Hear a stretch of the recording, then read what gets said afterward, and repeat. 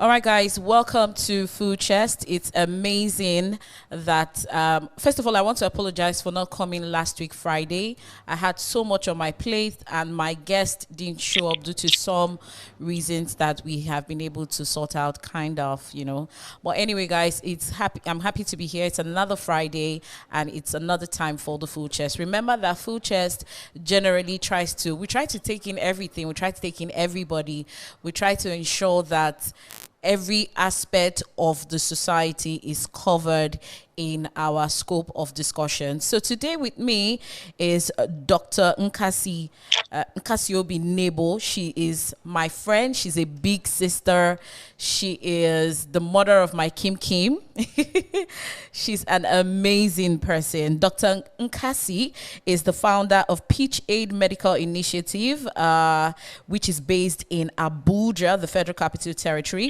She is also a Point of Light Award winner. She is a maternal health specialist, and she also won the 120 under 40 competition sometime. I think that was in 2019, if I'm not mistaken. Yes. Okay. Yes, so that was 2019. So most times 120 on the 40 family planning champions. Okay. So every time I see her on social media, is either she's celebrating one win or another, and Dr. Nkasi is always a win-win situation for her. So when I saw this post about her, I'm like, okay, so today is not win-win. What's going on? The devil is a liar. So sometime in December last year, she made a post that she came in contact with someone who was tested positive for COVID-19.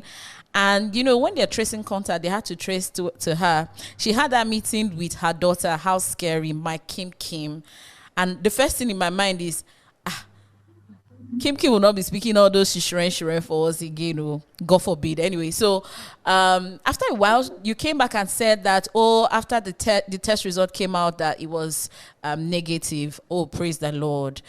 In December again, you came back with early this January, you came back with another post that Kim had 90% of COVID-19 symptoms, and you followed suit just immediately after. I remember the first test you guys did, you were praising Kim that she was a brave girl. She was able to withstand first of all, let me ask, the test, is it painful?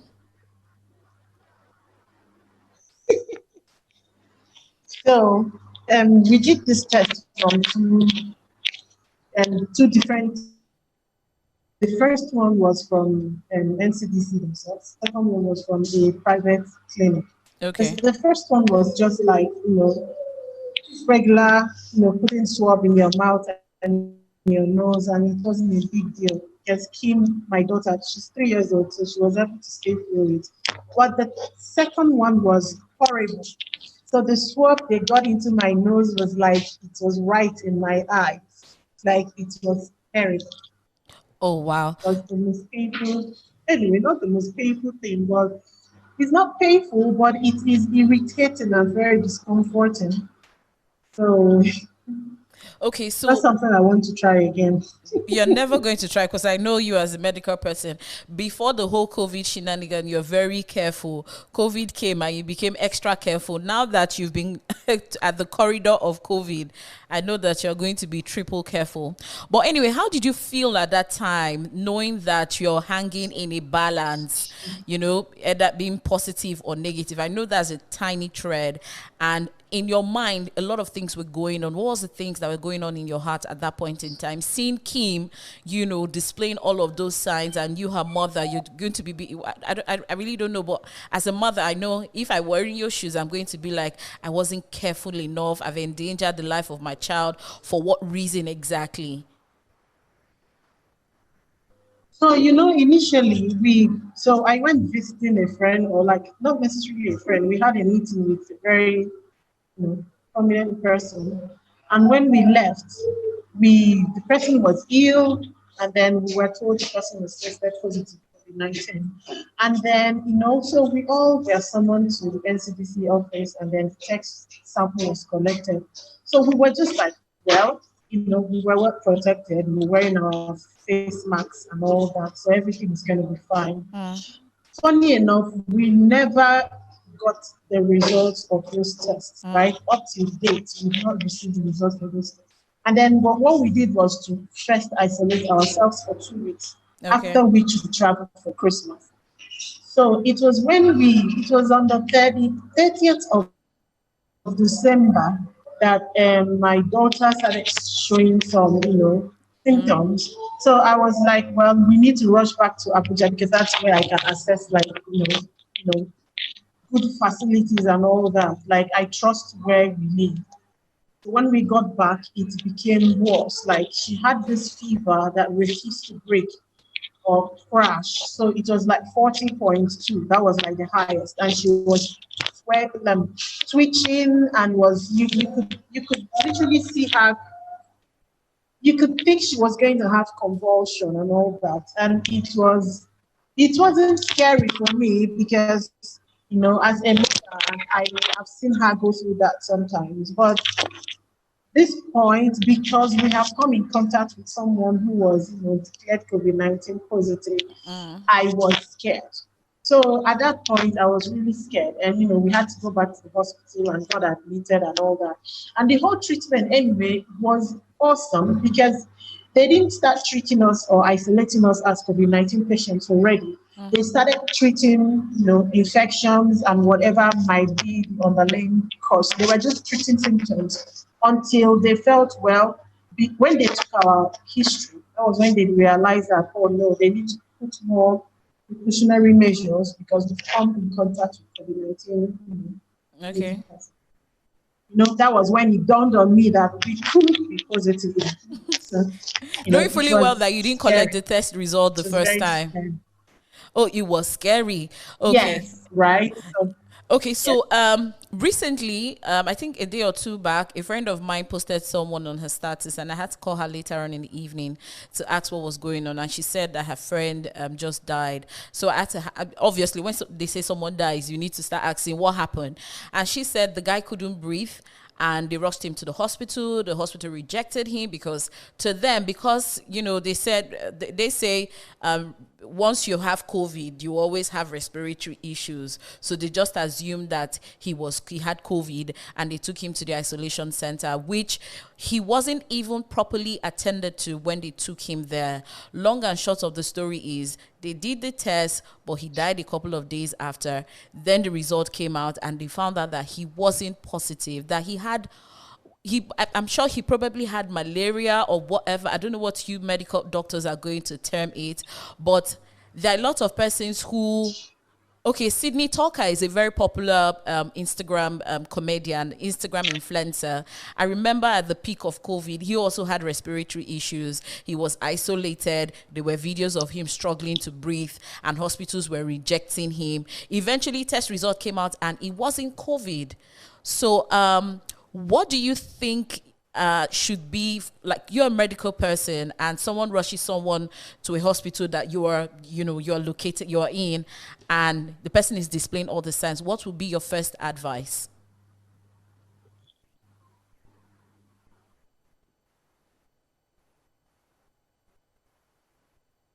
Can you repeat the question? I was cut off. I said, what would be your first concern if they bring someone to you that is displaying the signs of COVID? What's going to be your first reaction?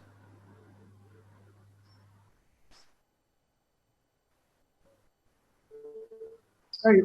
So I don't know. I think I had what would be my concern if someone comes to me with that condition? Yes, with respiratory distress. Yes, is that what you asked? Yes, as a medical doctor, because it seems like everyone who has respiratory issues is tagged. The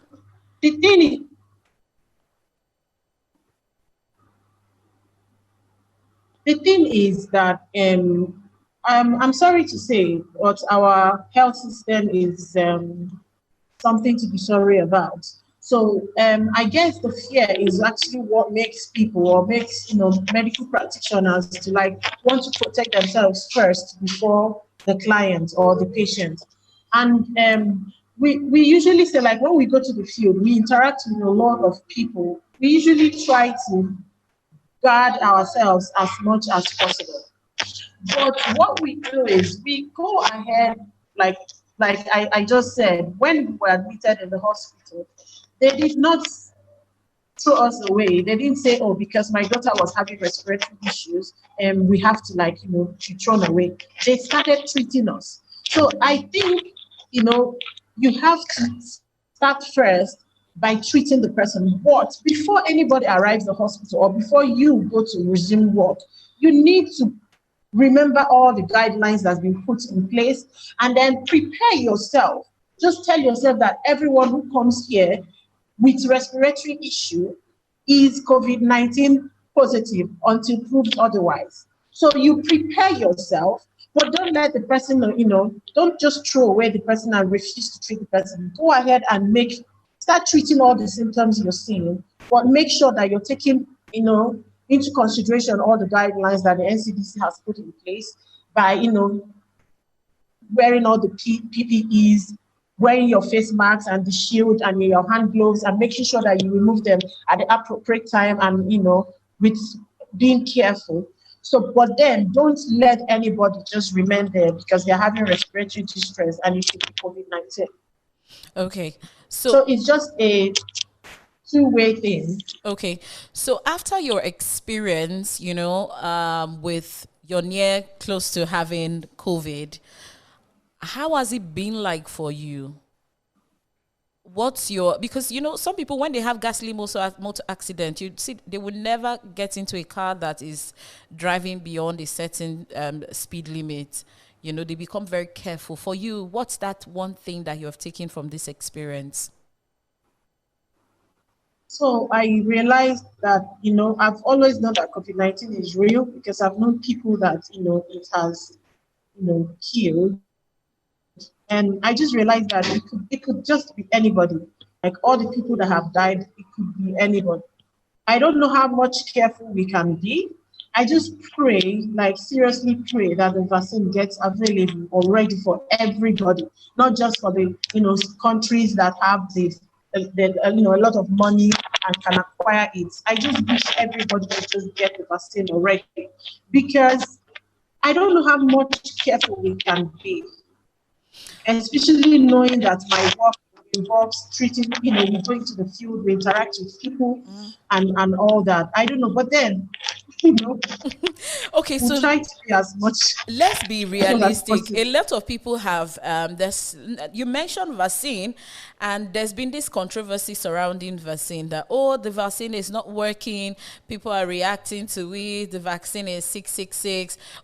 There's been a lot of controversy surrounding vaccine as to compare to other illnesses that people have had in the past or diseases, and they've not been able to create a vaccine for it. Some people have mentioned HIV, they've mentioned AIDS, they've mentioned, you and I know that a lot of things have been mentioned and vaccine has not been created. And vaccine takes a lot of time. So why is this one so fast?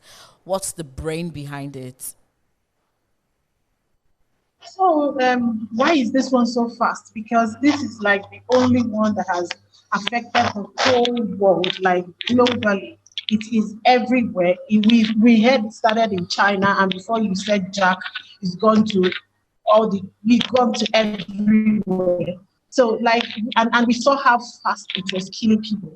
And so I don't have anything against the vaccine. The problem is that in Nigeria and then in Africa, we've always had issues concerning all the vaccines that has ever been produced. There are a lot of vaccines in place that people are not taking. People refuse their kids from, being vaccinated because they tell you how it's going to make them infertile, how it's going to, that you're trying to control the population and all that. There's always been misconception around most of the vaccines that has ever come to Africa or Nigeria. So with time, people are still going to get adjusted and accept it, because whether we like it or not, we have to accept the vaccine. Absolutely. Nobody's trying to kill us. I don't even understand all the philosophies and everything flying everywhere. But at the end of the day, just the same way we accepted HPV vaccine and the rest of the vaccines, we're going to accept this one eventually. Abby, All right, before I let you go, what would be your last words? Not your last words. I was hoping I was going to see Kim in this video. But anyway, before I let you go, as a parent, schools have resumed. What measures have you put in place? Hi, Kimmy. Kimmy, say hi to the camera. Hi.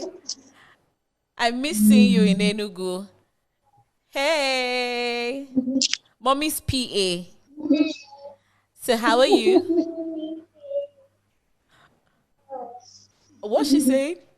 Kim, don't worry. I know. I'm fine. I know. I can't hear what you're saying.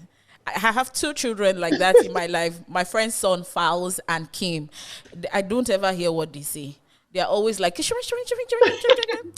no, I don't stress myself. Okay, so before I let you go, what would be your advice to parents? Schools have resumed. And, everybody's saying, and even universities have resumed. Everybody's saying, oh, I want to go back. I'm tired of staying at home. You can't keep the children this long to stay at home. They're little children. Their parents could have it, and these children will bring it to school and give to your child, and your child will come and give you at home. What's the best measure? Because like you said, we can never be too careful.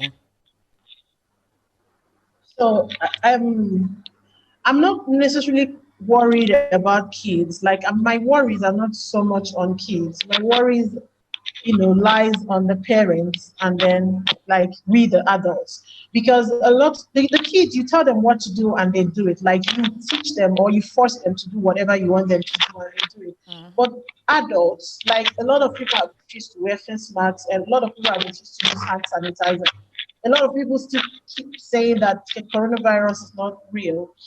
But I just want to tell everybody out there that coronavirus is real, very real. I know the people it has killed, and you have to follow the guidelines that have been put to place. And when you want to go out from your house, just ask yourself, is this, because it's now like a death trap. So ask yourself, is this movement worth it? Is it worth dying for? If it's not worth dying for, stay in your house. But if it's worth it, then put on your face mask, make sure you wash your hands at least 4 times in a day. But you're advised to wash more than that. But make sure you take all the precautionary measures. Stay away from, distance, social distancing and the rest of it. And people are still going for Owambe. Oh, yes. People still go for parties. The party jollof is okay. So now that you mentioned club, let me just ask: people say for those guys who taking a lot of alcohol that it can never affect them, especially the brandy, the hot gin? Please, scientifically, how does this relate? There is no data to support that. So this is virus. Virus doesn't know whether you're taking hot things or not. All you need to take care of virus is either vaccine or antiviral medications. There is nothing like taking alcohol and smoking and then it reduces the effect of the virus catching up with you. There is no data to support that. Okay. Initially, people said, it's never going to come to Africa, that, Africa is hot and, like America is cold. And initially, people also said that it affects just the white and not the black. But now, coronavirus is killing both the black and white. Everybody. Absolutely. Yeah. There is no exception. Yeah. Thank you so much. I know you need to get to another meeting, but it's been great having you here. And I also want to commend you for the work that you do with Peach Aid. It's been amazing. Like, I had to go through your page today. I'm like, in the midst of COVID, you are still working. Well done. Yes. Well done. And Kim, Auntie loves you, and I miss you so much. Don't worry. One of these days, I'll take a trip to Abuja. Thank you. All right. Say bye. Bye, Kim. Thank you. All right, guys. Anyway, guys, thank you so much for Thank you. All right. Thank you guys so much for joining us today. It's been amazing. We've been having Dr. Nkasiobim Nebo. She is the founder of Peach Medical Aid Initiative that is based in Abuja. Thank you so much for joining. Please, let's all be very, very careful. Whatever you have to do to stay safe, please stay safe because I love you. And finally, before I go, there's something I've been meaning to it dropped into my spirit some days back. You know, in our journey in life, we are supposed to meet people. No matter how a loner you think you are, you would meet someone. You go to a shop, you buy something, you meet somebody. You're on a bus, you meet somebody. That's what life is all about. We'll get to meet people. But know this, you need to understand where to draw the curtain to a friendship. You need to understand where to say, you know what, I've done my best. I've done my best. You've done your best. This is where we're going to draw the line. Some friendship, in fact, most friendships are not supposed to last long. People are just supposed to come into your life, impact, do something meaningful. It works both ways. It works both ways. So you come, I bless you, you bless me, and after a while, if we keep wanting to hold the thread of the I bless you bless me friendship, it becomes sour, and you guys might part ways in a very, how am I going to put this word now? Guys, give me a good word. You know, you guys are going to fight, and the friendship will fall and press your head, and you regret it. Sometimes pidgin is just the best way to express yourself. Anyway, know when to call a relationship a quit. Know when to say, we have done our best and love the person from a distance. Other than that, you end up just creating more issues for yourself, and you don't, trust me, you don't need it. Anyway, guys, I love you all. I'll be back next week. See, the only way to love is to give more love. The only way for peace to thrive is to love more and give more love. See you next week, and don't forget to hit the subscribe button below. If you want more juicy videos, Nectar, we're here for you. And guess what? Every Fridays, we're going to be doing amazing giveaways. Is the giveaway part that sweets me?